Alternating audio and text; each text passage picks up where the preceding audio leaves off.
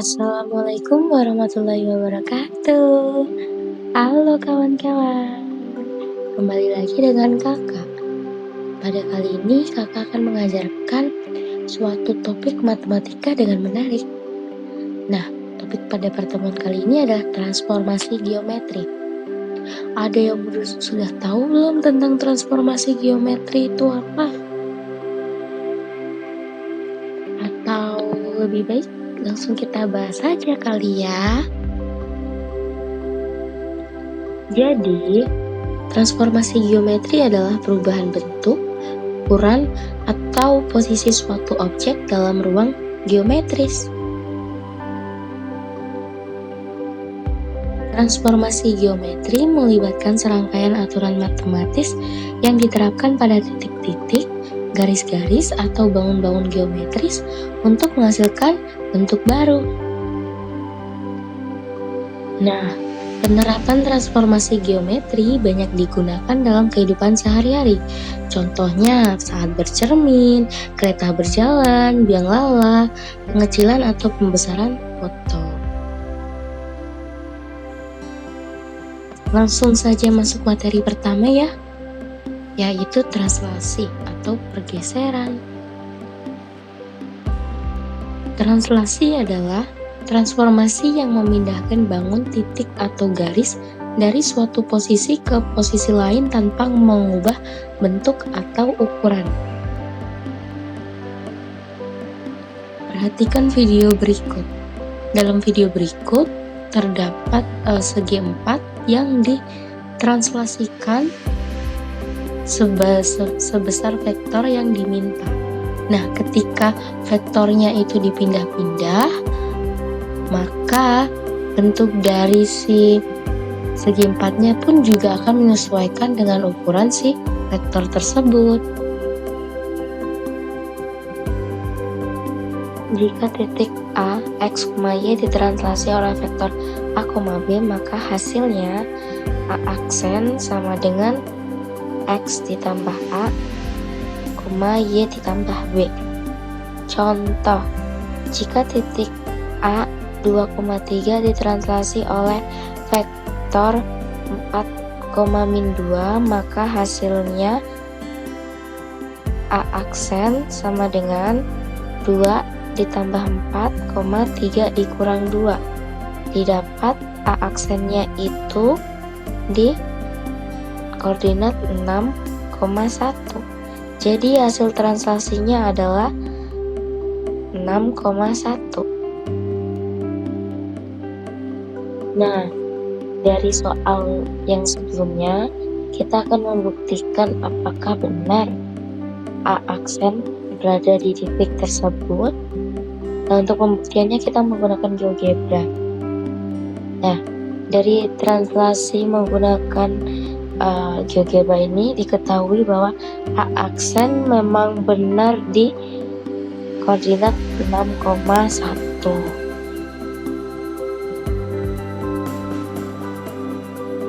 Materi yang kedua adalah refleksi atau pencerminan. Apa sih refleksi itu? Refleksi adalah transformasi yang mencerminkan bangun atau titik terhadap suatu garis seperti bayangan di cermin. Nah, jarak setiap titik ke garis cermin itu sama sebelum dan sesudah dicerminkan. Nah, dalam refleksi atau pencerminan ini terdapat sebuah rumus. Nah, misalkan titiknya adalah P, X, Y. Nah, jika titik P, X, Y dicerminkan terhadap sumbu X, maka bayangan dari P aksennya yaitu X, min Y. Begitu pula jika titik P-nya dicerminkan terhadap titik 0,0, maka P aksennya akan berada di koordinat negatif X, negatif Y. Begitu pula jika titik P dicerminkan terhadap garis Y sama dengan X, maka titik P aksennya berada di Y, X. Begitu pula jika titik P-nya dicerminkan terhadap garis X sama dengan A, maka titik P aksennya akan berada di koordinat 2A dikurang X, Y. Perhatikan video berikut. Dalam video tersebut, terdapat sebuah segitiga ABC yang akan dicerminkan terhadap sumbu Y.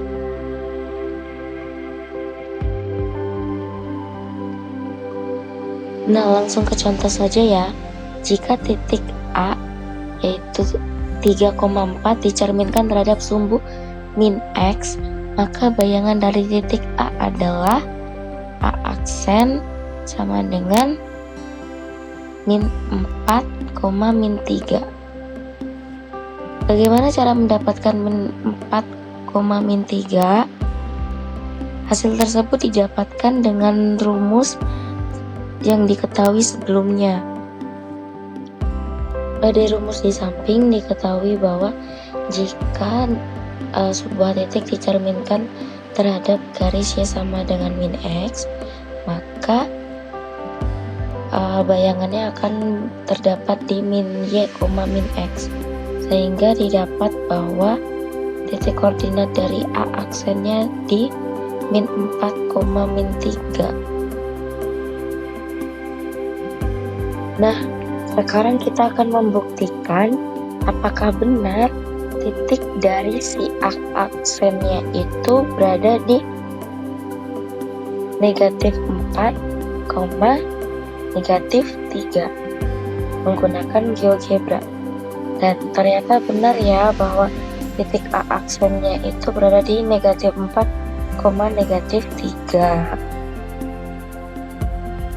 Materi selanjutnya adalah rotasi atau perputaran. Rotasi adalah transformasi geometri yang perputaran suatu objek, titik, garis, atau bangun pada bidang datar sejauh sudut tertentu mengelilingi titik pusat yang tetap. Ingat bahwa bentuk dan ukuran tetap, hanya arah dan posisinya berubah. Rotasi atau perputaran. Nah, rotasi atau perputaran itu punya rumus. Yang pertama, pusatnya di 0,0 dan pusatnya di A, B. Untuk pusat di 0,0 ada rotasi bernilai positif dan rotasi bernilai negatif. Bernilai positif ketika berlawanan arah jarum jam dan bernilai negatif jika searah jarum jam.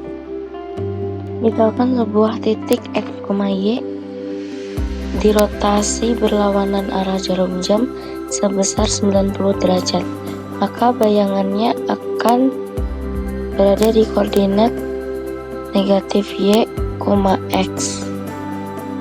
Begitu pula jika sebuah titik X, Y dirotasi searah jarum jam dengan sudut 180 derajat, maka bayangan titik tersebut berada di negatif X, negatif Y. Nah, kemudian jika suatu titik itu dirotasi dengan pusatnya itu A, B, maka koordinat dari X aksennya yaitu X dikurang A dikali cos alpha dikurang Y dikurang B dikali sin alpha ditambah A.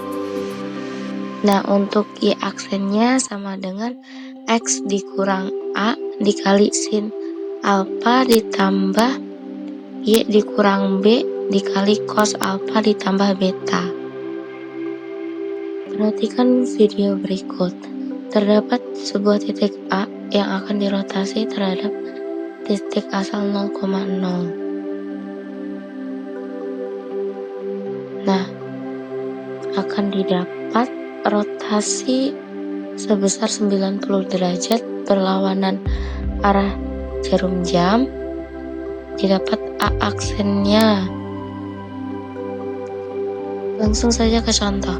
Jika titik P 2,1 diputar 90 derajat berlawanan arah jarum jam terhadap titik asal, Maka bayangan hasil rotasi titik P adalah, nah diketahui bahwa tadi titiknya itu P-nya 2,1 ya.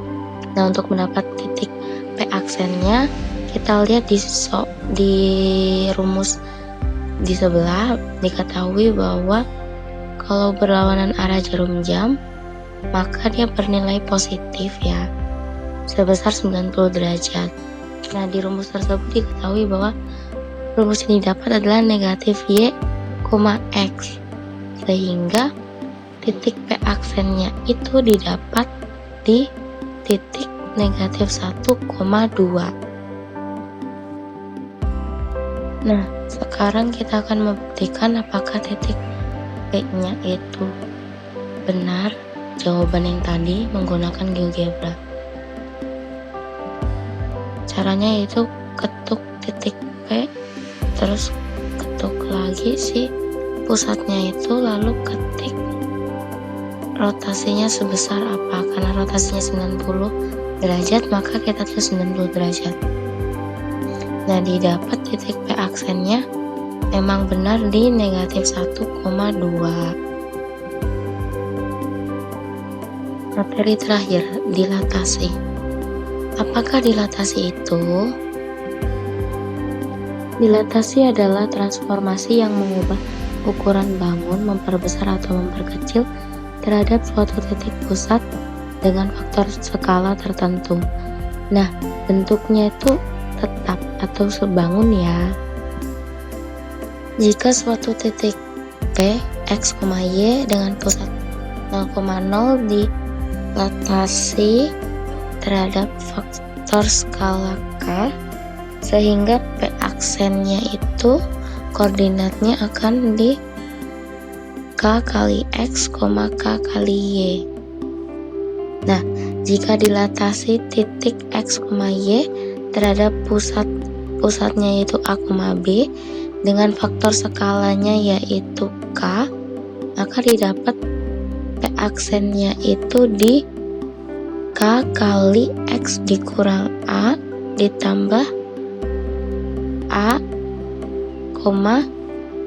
K dikali Y dikurang B ditambah B. Perhatikan segitiga berikut. Segitiga ABC akan dilatasi terhadap titik P dengan faktor skalanya negatif setengah atau negatif 0,5.